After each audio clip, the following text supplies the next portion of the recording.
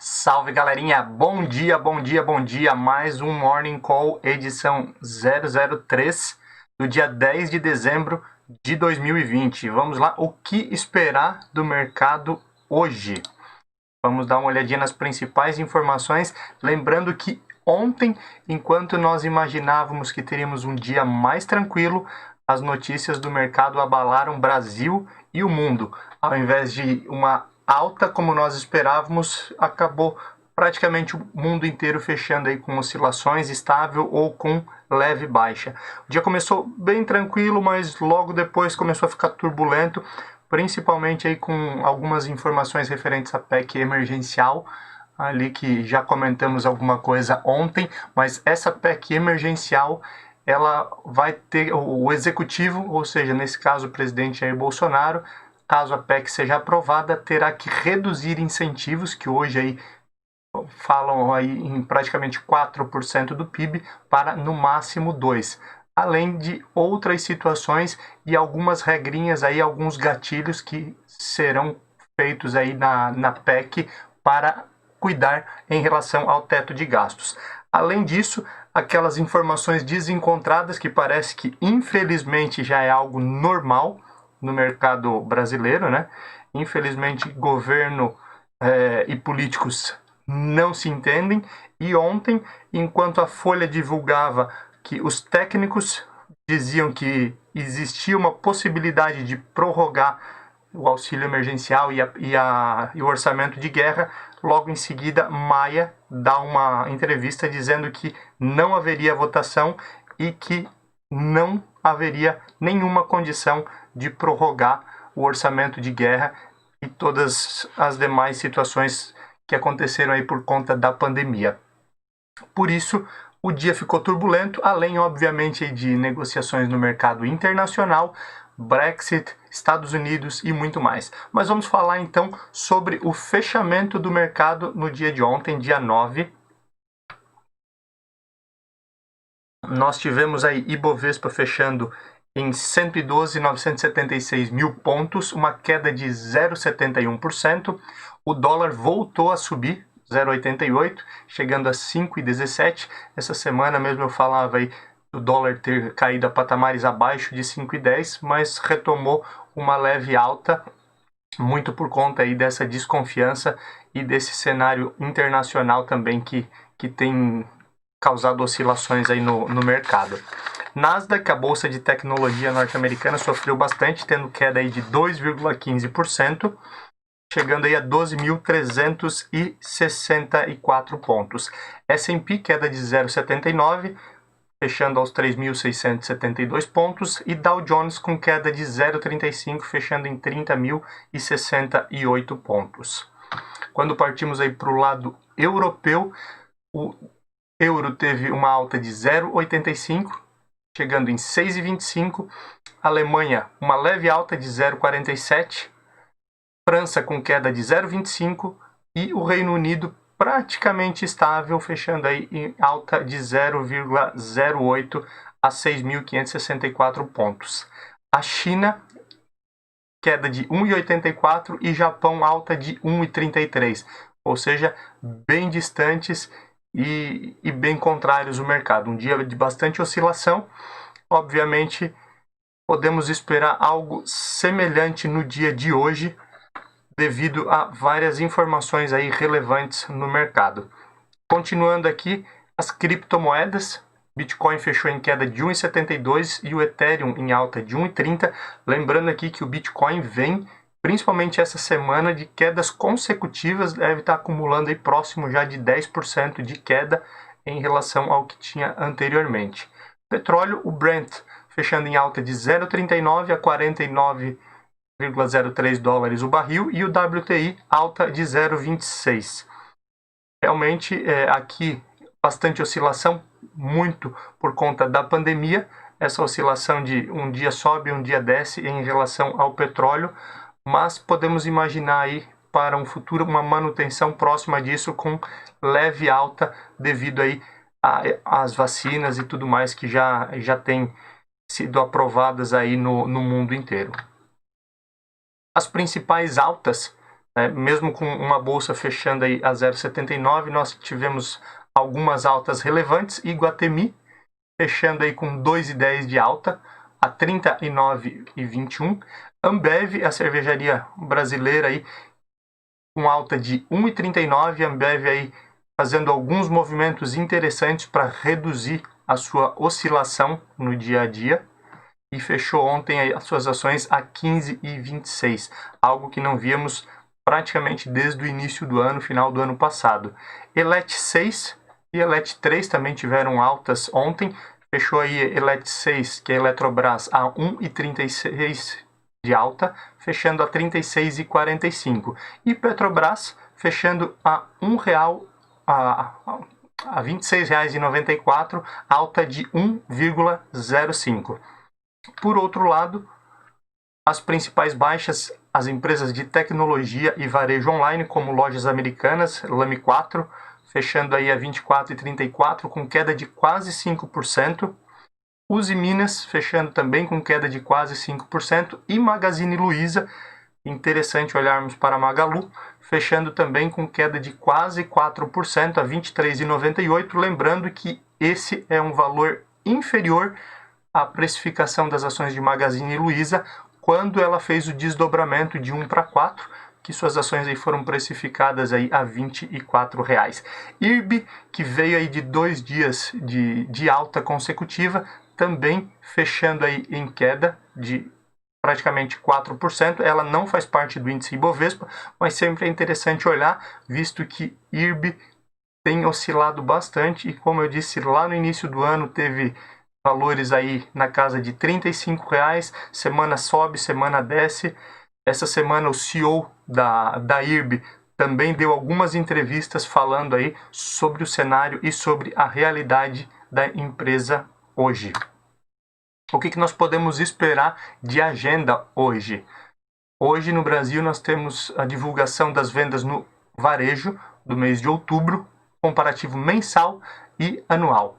E importantíssimo, inclusive foi um dos motivos de ter acontecido toda a oscilação no mercado de ontem.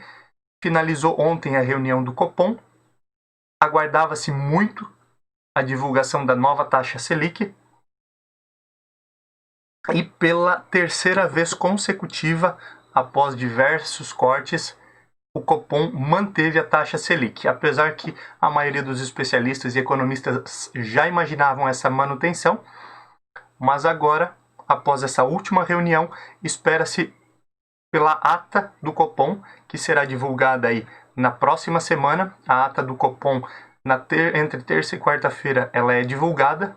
E aí vamos ver o que realmente se espera para o início de 2021, onde a maioria dos especialistas acredita que o Copom irá aumentar a taxa de juros, visto que hoje, com a taxa nesse patamar, todos que atuam em renda fixa, atrelada ao Tesouro Selic, tem rentabilidade negativa. Espera-se aí quase 4,5% de inflação, então isso daria uma rentabilidade negativa que não se vê há algum tempo. Então, para evitar riscos e principalmente para que o governo consiga financiar seus projetos através de emissão de títulos públicos, teria que se pagar um ágio maior, uma taxa maior. Nesse momento aí, com a Selic mantida em 2% ao ano, certamente os investidores caminharão ainda mais para a Bolsa de Valores, o que deve ter bastante oscilação no mercado e muitas oportunidades aí de crescimento para 2021. No cenário internacional, hoje é divulgada a balança comercial do Reino Unido, produção industrial de outubro na França, inflação anual referente ao mês de novembro nos Estados Unidos, e importantíssimo também que o Banco Central Europeu se reúne hoje para falar do pacote de estímulos e política econômica. Importantíssimo isso, porque essa discussão referente a pacotes de estímulos econômicos, tanto no mercado europeu quanto no mercado norte-americano, tem sido uma tragédia. As coisas não desenrolam, não se toma uma decisão específica e, infelizmente, fica-se aguardando uma definição para que o mercado possa reagir positiva ou negativamente com base aí nesse pacote de estímulos e a política econômica. Acredita-se realmente aí que o Banco Central Europeu vai fazer um movimento nesse sentido, mas a principal situação é quanto será o pacote de estímulos. Falando em política, ontem o governo Jair Bolsonaro, através da Câmara de Comércio Exterior, isentou o imposto sobre a importação de armas de pequeno porte, o que fez com que principalmente a empresa Taurus, a brasileira que tem ações na Bolsa, despencasse suas ações. Ontem também, dentro do campo político, caiu mais um ministro da era Bolsonaro, dessa vez foi o ministro de Turismo. O ministro que caiu é um dos denunciados em 2019 no Laranjal do PSL. Se vocês lembrarem, essa denúncia do Ministério Público tinha a ver com a candidatura fake de alguns candidatos, principalmente candidatas mulheres, que se candidatavam somente para cumprir tabela e o dinheiro ia para a campanha de demais candidatos.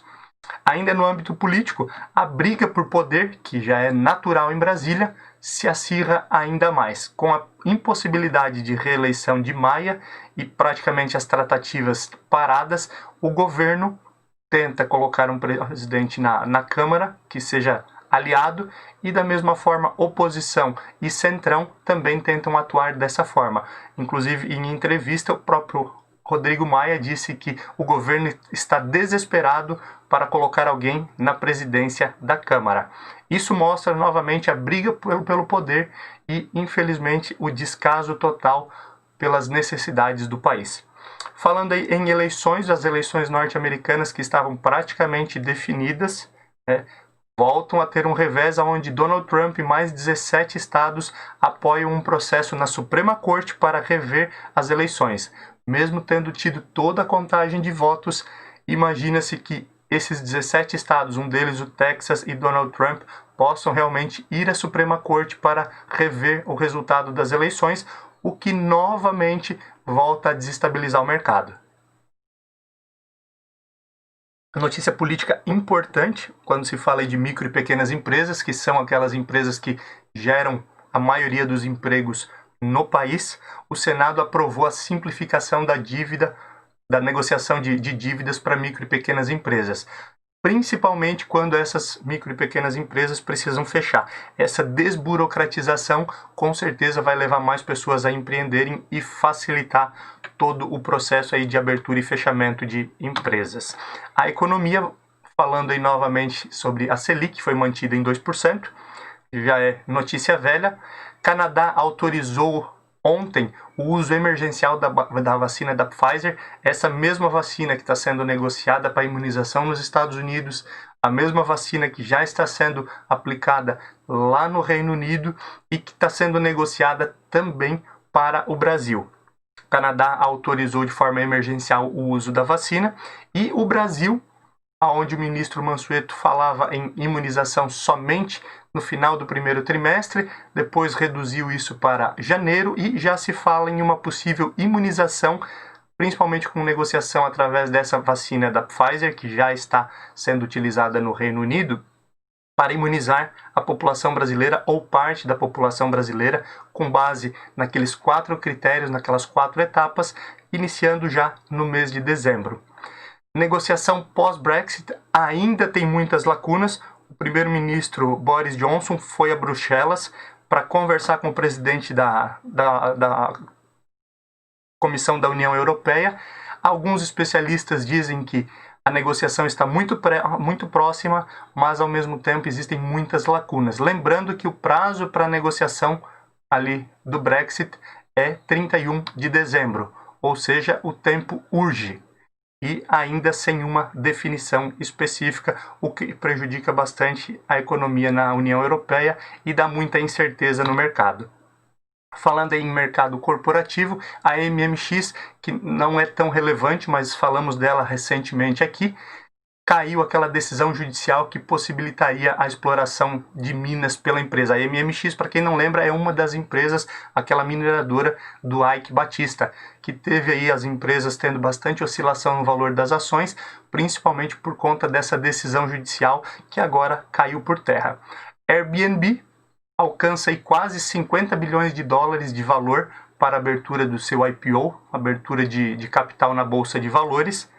Embraer confirma vazamento de informações por hacker. Essas informações teriam sido vazadas após a Embraer se recusar a negociar e pagar valores para os hackers que haviam buscado essas informações dentro dos computadores da Embraer.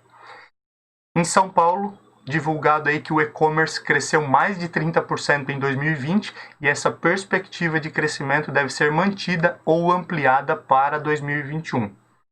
Por fim, uma notícia importante quando nós falamos aí de mercado e economia brasileira, mesmo com toda a desvalorização do real, e óbvio, muita coisa é importada quando nós falamos em setor automotivo, as montadoras apostam em crescimento de pelo menos 15% no ano de 2021. Esse foi mais um Morning Call, o que você pode esperar do mercado hoje. Todos os dias, às 7h30 da manhã, nós estamos aqui ao vivo. Você pode acompanhar ao vivo ou depois diretamente nas redes sociais. Acompanhe conosco todos os dias aqui. Fica aquele abraço e amanhã nós nos vemos novamente. Morning Call, o que esperar do mercado hoje.